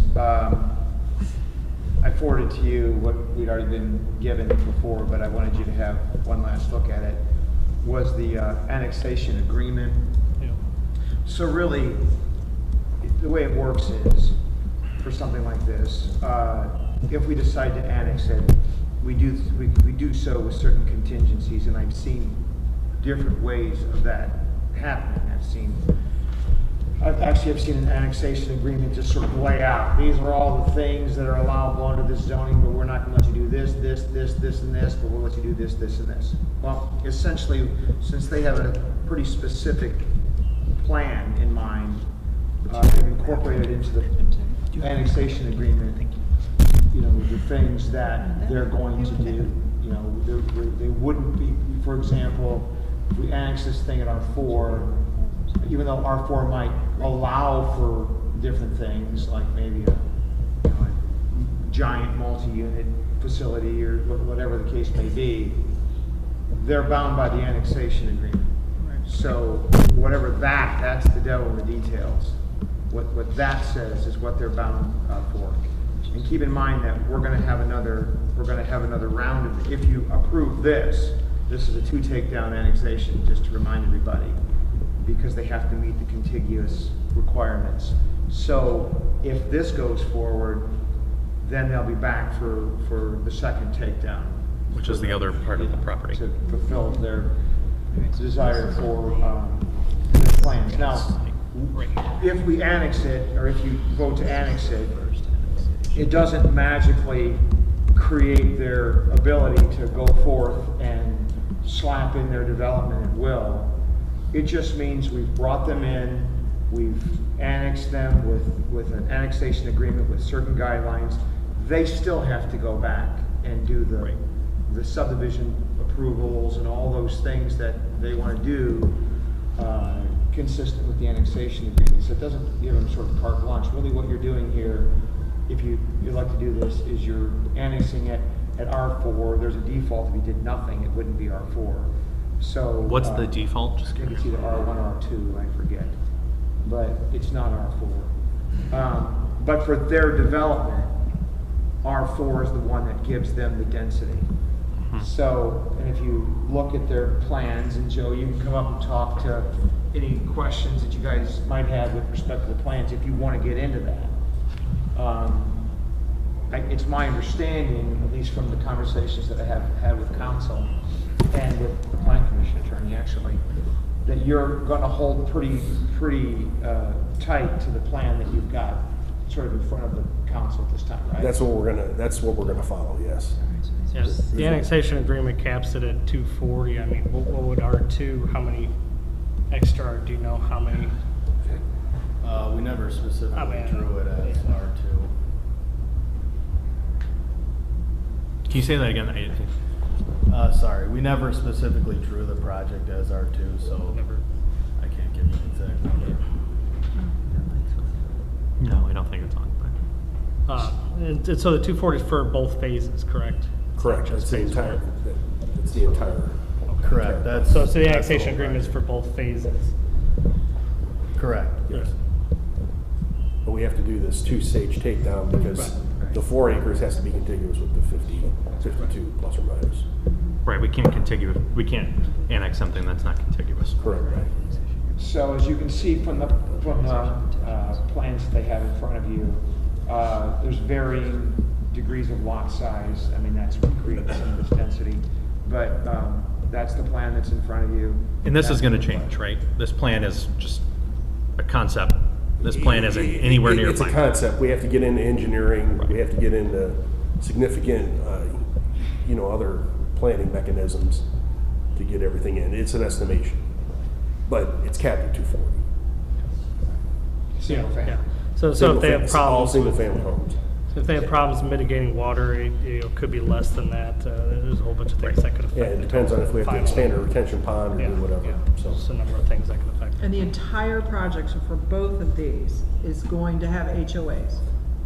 yes, It's gonna be all one. yes, and actually, the park will be taken care of by the HOA. I know there was some concern about that. So So my question with the HOAs, because I am a little familiar with them, what if the HOA goes defunct? Because it says the city owns the park, so HOA dissolves. What happens? We've never had an HOA go defunct. Yeah, I know it It's can happened. happen, it It's can hap- happen. It's happened in Portage. Well, I think, So, I think yeah. a lot of that has to do with the developer coming in. Okay. And these developers are very responsible. If and when they turn over the checkbook to the HOA, it's well-funded. Okay. So there shouldn't be a concern for it going defunct. Plan is there to take care of that part. And the plan is there to take care of the park. Plus, if you look at the average assessed value of the homes going in this development, it's about $275,000. So I think it's going to be an excellent project. Okay. You know, we work with the city to make sure we've incorporated in the plans and themes that you wanted, and you know, we're excited about it. Come on to Portage. I mean, at this point, the other part of this is it's generating property taxes now, Yeah, fully regardless of homes being on there. This Fully gets built out at the yeah. lowest assessed value, we're looking at $312,000 annually to the city. My question, and I know this was brought up before, as far as this is additional for our street department and for sanitation, garbage pickup, police, fire department. And our fiscal analysis, I think, addresses that. And through our studies, you guys have the capacity to accept this property into the city and still be able to provide services fully built out. And as I said at the last meeting, it's a delicate balance between new development and new staff to service new development. We need new development to generate revenue. Sure. We need the revenue to hire new staff. And it's a delicate balance between the two. That's actually one of my concerns as well, is, you know, the report does say that the city has the capabilities of accepting this new property into our city, but after discussions and testimony from, you know, department heads at our previous meeting, it doesn't seem, let's just say, I'm not convinced that the $312,000 a year that we would bring in as a city is worth the additional expenses and strain on our resources and our departments. But that's just my concern, so thank you. Well, it's like Colin said, it's a delicate balance. It's like if you don't do it. I mean, it's a perfectly valid argument. I'm not discounting the argument at all. We have other developments that are coming in that are already in the city. And if we're, in my opinion, are we going to say no to this and then yes to all these other developments anyway? I mean, we have to find ways to generate new revenue, and this is a development with $275,000 in assessed value, and it generates property taxes as soon as it's annexed. We start generating the property taxes that already exist that are not coming to the city now. I think the discussion now is between R4 and R1. And I definitely see your part, but I do agree. I think, you know, why R4 when everything's surrounding? That's a big jump. Well, it's county rural residential, so there's nothing that we could do about that. You have an R2 development right next door. Between R2 and R4, there really isn't that big of a difference. What other, do you know, you might not know, AJ might have a better answer to this, the new developments that have come in, the Brookside, Headwaters, what are those at currently? I don't know, just northeast I can look. of this subdivision on the north side of the road, there are duplexes about a half mile away, 0.4 miles away, so inside of the city limits that are currently being built.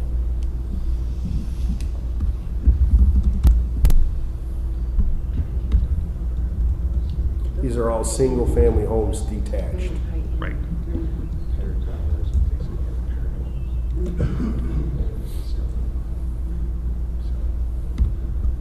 Do you guys have any other questions for the developers at this time?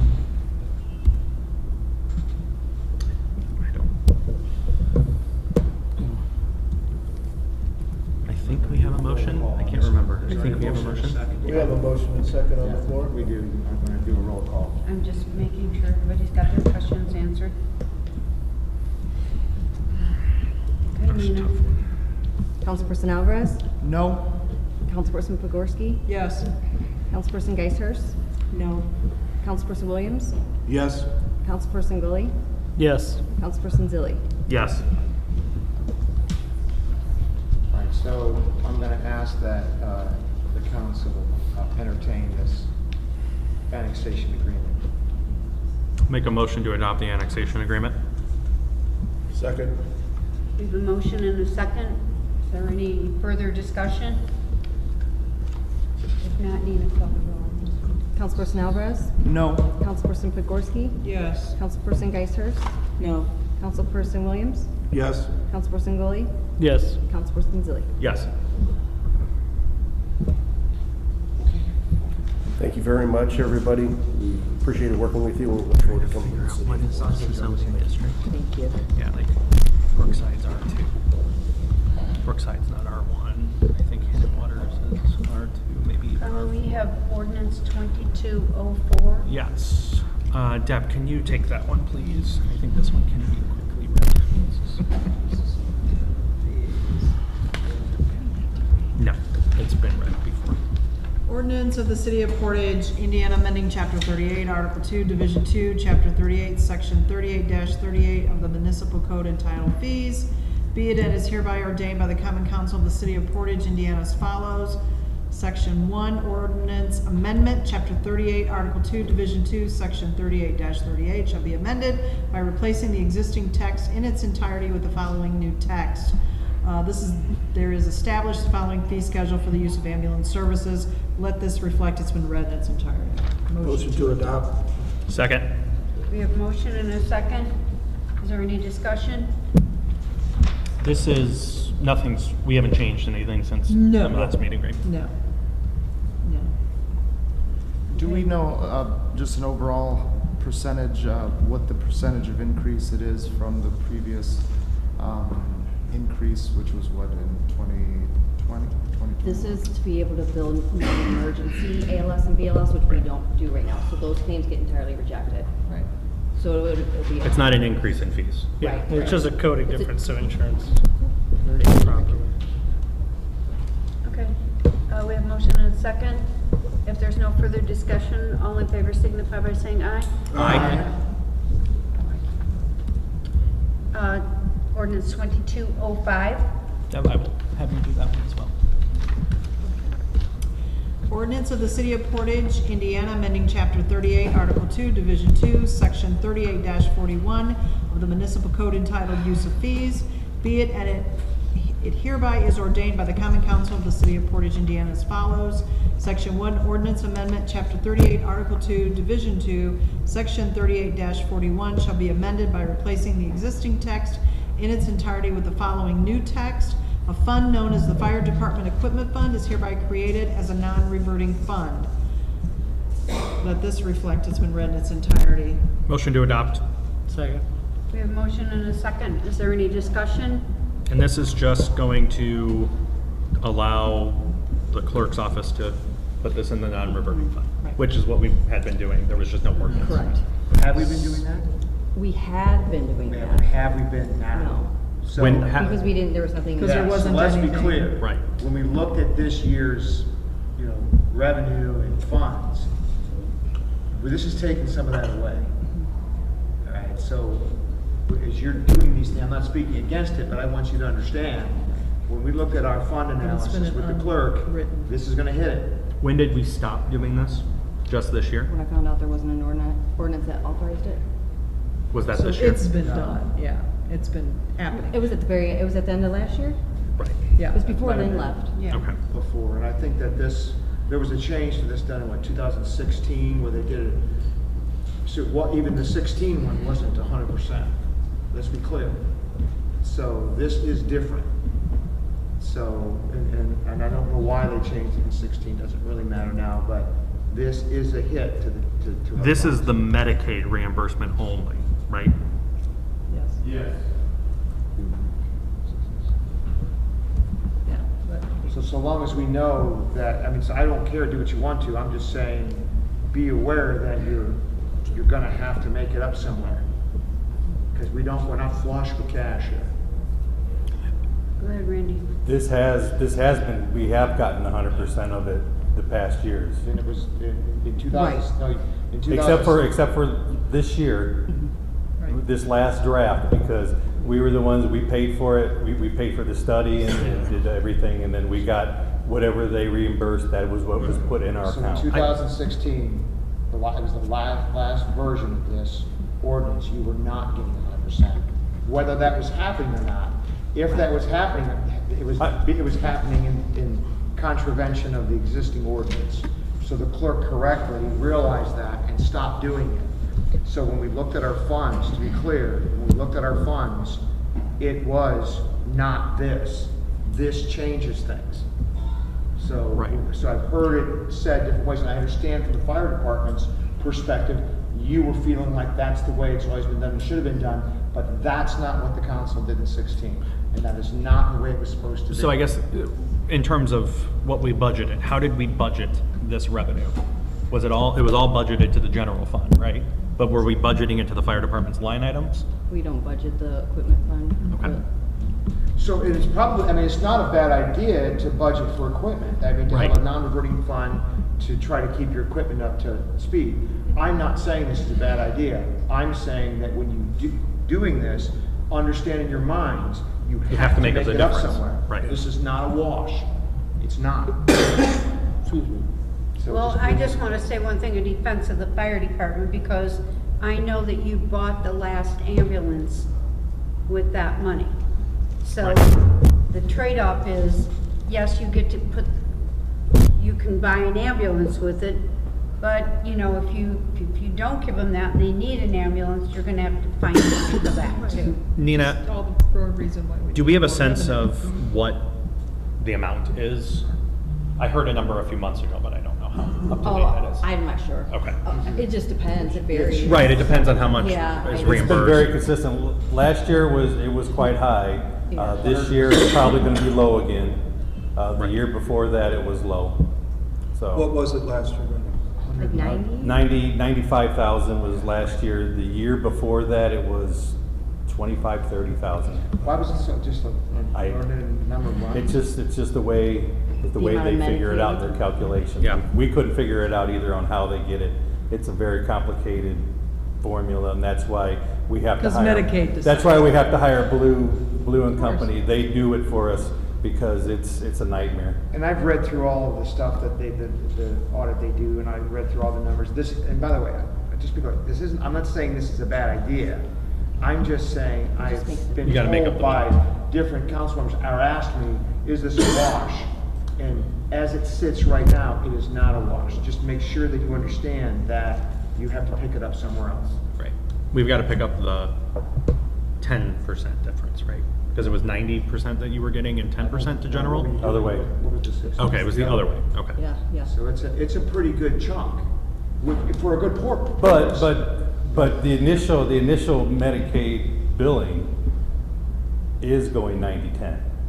That initial billing is 90% going into the general fund. Right. 10% in the general, and then we hire Blue and Company to do this reimbursement, and then that, since I can remember, and since Chief Kodachek has been there for 12 years, is that whole 100% of the reimbursement has gone into our since the non-reverting fund has been developed. Yeah, and I tried to find the history of that, and so I even went further back from 16, thinking, oh my gosh, maybe it was 100% then. It was It not. was not. So it was this different kind of threshold, and I think they just got tired of trying to calculate that, so they did the percentage maybe? Yeah, and that's part of the problem, is just sorting it out, like, it doesn't matter to me, I just can't, the just reason can't it do came it. up is because I was told that I was just gonna deposit it into that fund, or receive into that fund. Right. I can't, it has to go into just miscellaneous revenue, unless there's an ordinance that says otherwise. Just like the park non-reverting funds, there was a problem with those ordinances. So I was unable to find the enabling ordinance, I didn't go back a gazillion years. But the mayor is 100% correct, is that if the less money we get in the non-reverting, then, because right now the EMS fund is self-sufficient. It's buying all of its equipment, the monitors, the ambulance, the whole works. I mean, we were even buying gloves and everything with it. Right, and that's so- why we added the supplies. Right. And so it's pretty, the ambulance side, except for ambulance repairs, is pretty much self-sufficient, and it's because of that fund. And we start taking a hit on that fund, then we are gonna have to come back to the council and start asking for money. And even like a new ambulance right now is $400,000. So, and right now, we don't have to ask the council for that, so we can support that ourselves, but. Yeah, and again, from your perspective, it makes good sense. It's a great idea. It's a great way to budget for equipment. I just want to make it clear to the council that it We're gonna have to make up the it difference. does. Yeah. So, yeah. I'm with you. Okay, let's do this. So we have a motion and a second. I think Nina, let me follow the roll. Councilperson Alvarez? Yes. Councilperson Pogorski? Yes. Councilperson Geisers? Yes. Councilperson Williams? Yes. Councilperson Gully? Yes. Councilperson Zilli? Yes.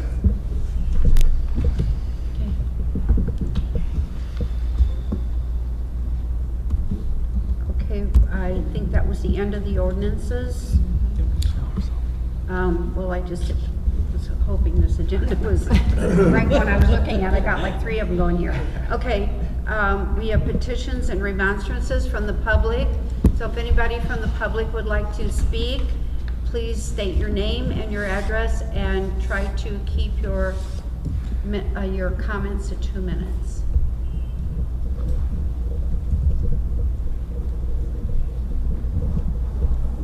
Good evening, everybody. My name is Mary Momola. I live on 6391 Satin Avenue. The concern I have tonight, we were talking about earlier, you were about the speed limit over there by Willow Creek through all the construction. I was just wondering, they have construction right now on Airport Road over there with a new subdivision. I can't recall if the speed limit there, to be honest with you, was 30 or 35. Do you think maybe they can lower that, or they probably can't over there? Because it's pretty hectic over there. They have, you know, by the new site for the new subdivision. I was just wondering about the speed, because sometimes people, like you say, they're not careful, somebody could get hurt or killed, and they go to work, they want to be safe, they want to come home, you know, home peace too. I'd assume it's 35. That's what I was thinking, you know. Because it's but- not a neighborhood street, so I'd assume it's 30. But people get pretty careless over there, going through into the subdivision by Monda and over there too, and people just don't care, you know. So we just had a concern over there, we go through there about every day. There's future discussions on the traffic light going in there. That obviously will slow people down. Yes. To stop the traffic Yeah, light. they have quite a few people working through there through the day, so Right. construction. Okay, thank you. Okay. Chief, Thank have we you. had any accidents over there?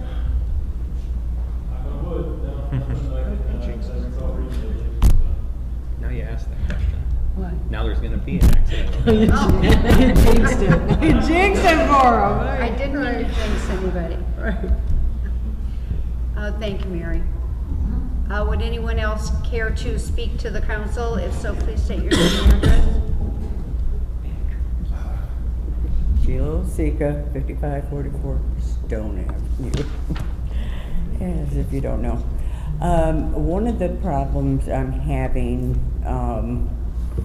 since the last time I've been here is I have called, I think Gina, Mr. Witten, Mayor, and Dan Commenda. and Dan Commenda, and for 3 weeks, and haven't gotten one call back. And but except for Gina, or are you the? No, wait, you're not. Never mind. Forget you. You're Gina. Dina. But the thing is that we had to hire different plumbers. We were told by Bob Dixon and by Dan Commenda, they had a green mark saying this is where your sewer line is. It's not where the sinkhole is. Well, today, or was it yesterday, they dug up where the city said the sewer is. Was that Dick Davis that you had over there? Pardon Was me? that Davis Construction that you had over there? No. 'Cause they Yeah, were that over was there. Davis. Yeah, it was Davis. That was- So I Oh, went by there Davis. before They you. said there was 2 lines. Yeah, 2 lines. It's telling us there was 2 lines, but the one that was marked city, or that city marked, was not a line. So you're at the wrong board here, let me just tell you. Right, So but you what really I'm need to- I saying think is those that are- I cannot get a hold of anybody. I've called Dan Commenda So again. over and over and So over let me just tell again. you, here's what I would do if I were you, because I have talked to you. It's been a bit, since you and I It's talked. been a but since you long and I time. talked, we talked for a bit. I have had a number of conversations with Dan Commenda. Most recently today, because I asked him to camera it again. Right. And he said that they tried to camera through your line, but it was too backed up, so they went through the main. I think what you ought to do with your, because this council doesn't have. Right. I think you really ought to come to the sanitary board. And Well- if there's a question of, because that's where they all work, it's not here. That's correct, except for the mayor is here and She's also on that board. But she's the chair of the But sanitary I'm board. saying she's a big boss too. Yeah, But she the chairs thing that is board, so that's what I that would do. I had called today to talk to Dan Commenda because the plumbers said for them to do the camera and what was the other thing? Oh, they're gonna jet it. Jet it. All right, that's gonna be $2,000 more. You know, every time we're turning around, right, this isn't the right spot, right? We need to be jetted, we need to be, right? And we just keep, you know, having to give all this money to these, and we're still where we were 2 years ago. But it's your lateral line from your house, correct? Nobody knows. Yes. We're- I think you need to come to the board that oversees that. I really do.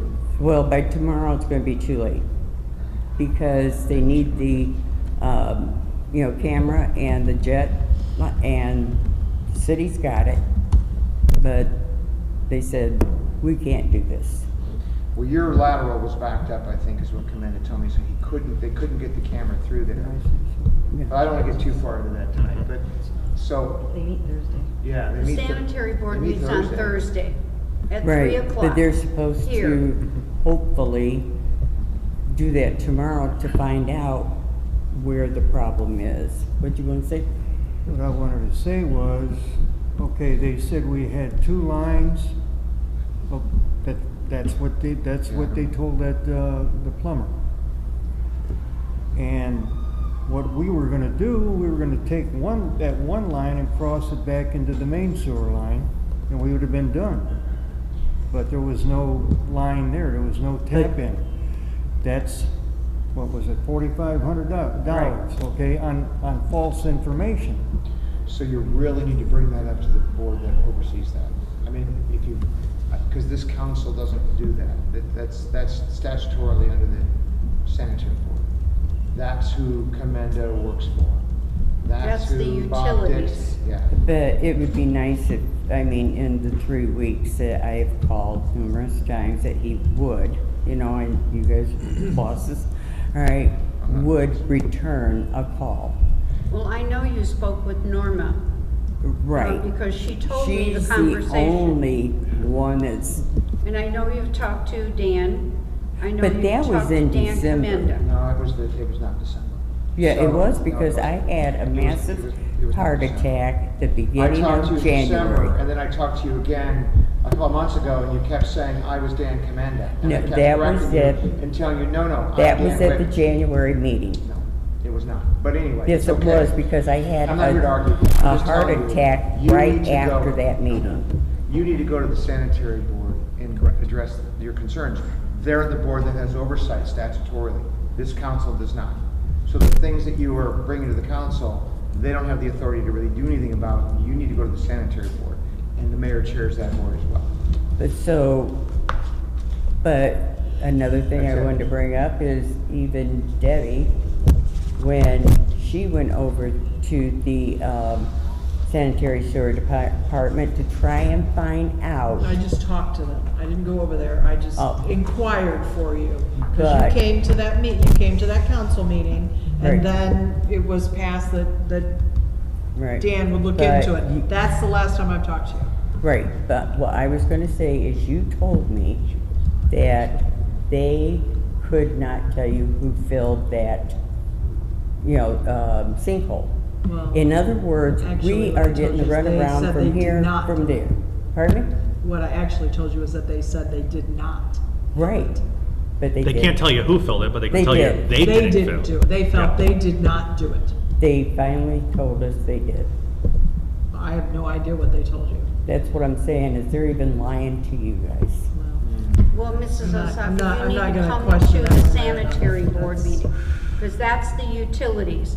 This council has nothing to do with utilities. They're the All we can do is fiduciary try body and of the point you city. in the right direction and get you as help, but we don't make that decision for them. Right, but there is no pointing in any direction. Okay. Well, the meeting is Thursday, The 3 meeting's o'clock Thursday, here. right here, at 3 o'clock. That's the sanitary board that As can help with long this as situation. I'm And they'll capable, be here, I'll be right? here. No. They'll be here. For what?